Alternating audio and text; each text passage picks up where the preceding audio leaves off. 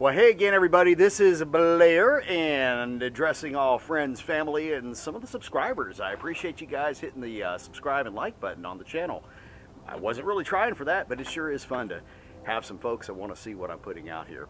So, last week I did a video just talking about a few things, looking for work, said I had a project boat, said I'm going to be doing some stuff with the tow truck.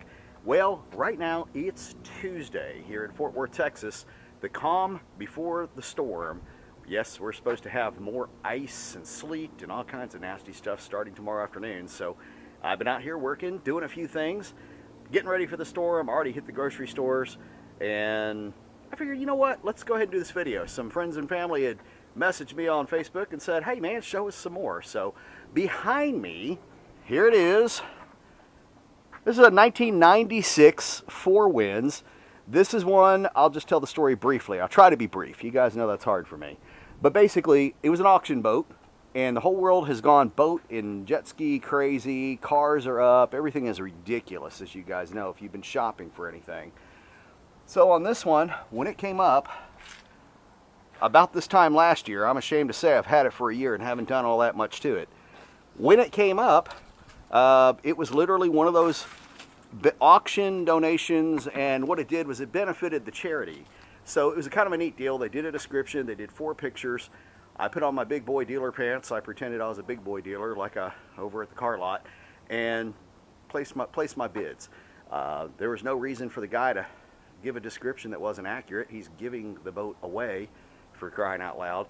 So I was pleasantly surprised when I went to go pick it up. Yes, it was full of leaves. It was full of everything from sitting. And he had described that the engine was torn down, gave me the details of that project.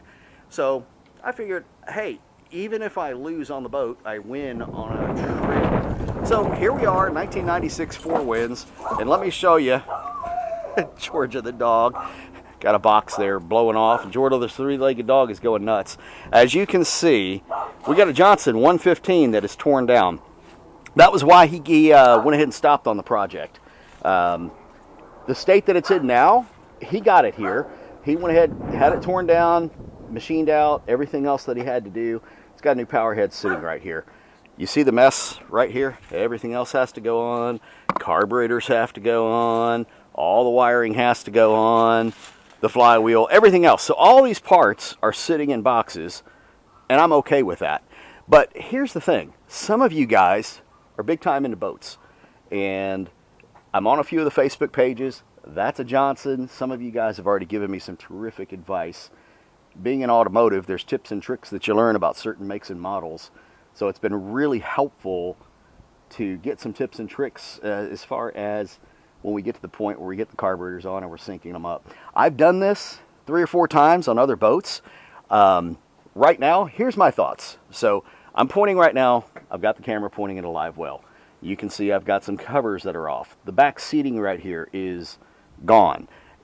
These boats came with 2 of the bucket seats up front on the poles, and I've cleaned it out. I've vacuumed it up. I'll, on another video, get everybody caught up when I figure out some editing that I'm getting some help on. And I've already taken these other side cushions out right here. Various things like that. This thing got all pressure washed and cleaned up last year, but when the season hit, we stopped on the boat and we got on the Wave Runner and we enjoyed our summer. So another cool thing that I got here in the back behind me, those are all pontoon seats, and I got those for free. That's why this is kind of boating on a budget right now. These are all plastic seats, the bottom of them, and where the radius is, this is actually 2 pieces. This is one solid piece here, and then it radiuses out right there. So my thought is to go ahead. I want to take the live well out. I'm not a fan of having through hauls. I don't fish with live bait. I don't fish at all. I'd love to learn how. I haven't gone fishing in years, and you guys that are fishing are having a great time, and I see it all the time. But this boat is going to be recreational use. Us, friends that we invite out. I know who my lake friends are. I know you guys are watching right now. Chris, Miko, Denise, all the lake people that are excited about this right here coming up. Because I figure if we get this going, we can take Georgia the three-legged dog. There she is, wandering around. Oh yeah, there's Georgia.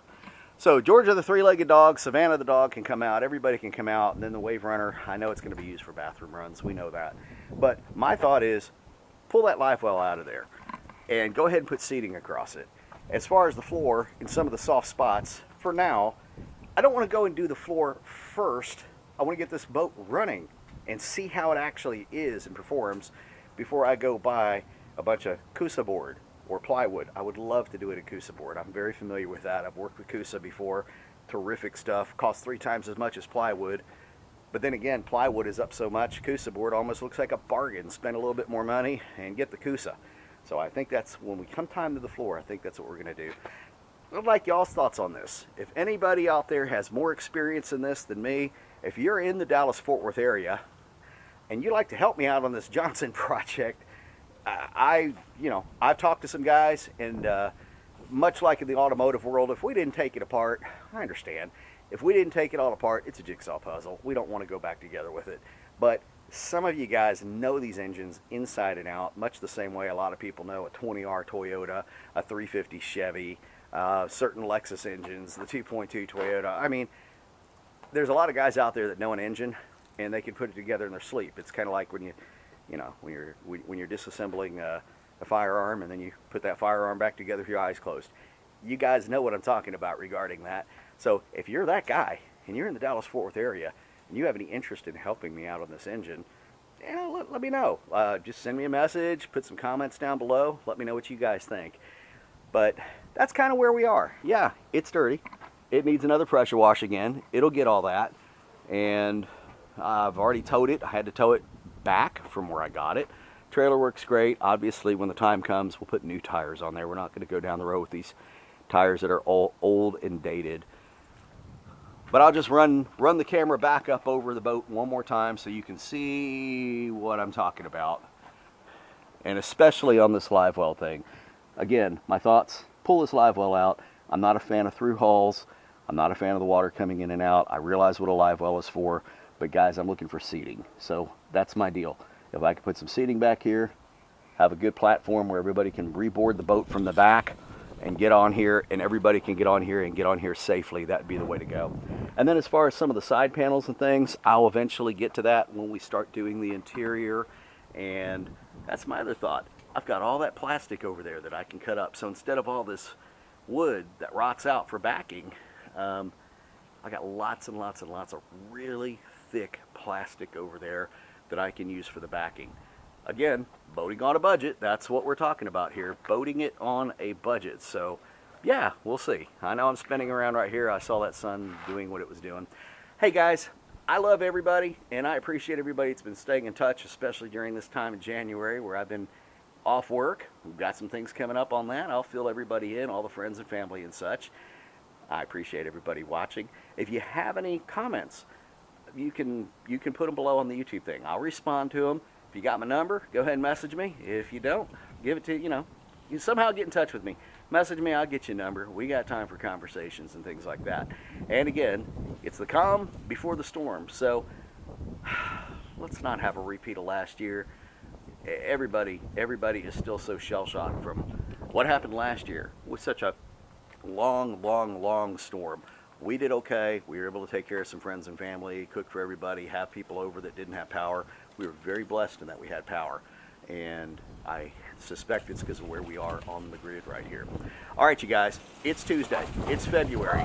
It's the calm before the storm. This is Blair, and I'll keep updating everybody on the boat. But for right now, really interested in your comments, and I'm going to have to go and find out what George is barking at. Hey, I love everybody. You guys all take care. We'll see you on the next video or the next phone call or the next message. Thanks again.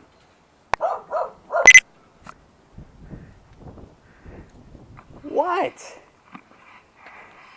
What? That's just a